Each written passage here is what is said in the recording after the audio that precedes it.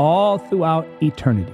The Father, the Spirit, and the Word knew fellowship, unbroken with one another, connected, perfect union. Now, when Jesus died upon the cross, he cries out with a loud voice, my God, why have you forsaken me?" Now, yes, this is a demonstration of him fulfilling a Old Testament prophecy, but that doesn't mean that there wasn't truth to what he was saying.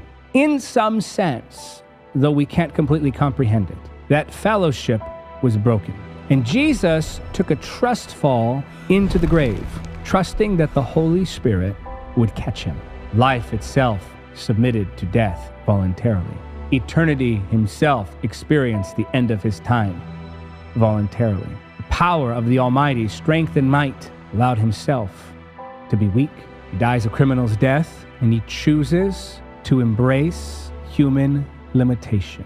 As I said, a trust fall backwards into the grave, trusting that the Holy Spirit would catch him.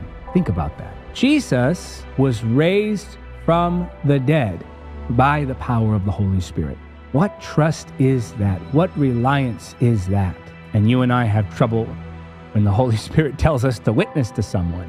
You and I have trouble when the Holy Spirit tells us to give finances. You and I have trouble when the Holy Spirit tells us to exercise a spiritual gift, to go to a certain church, to start a ministry, to write that book. And we hesitate. Why? When has the Holy Spirit ever demonstrated that he couldn't take care of us? When has the Holy Spirit ever failed us?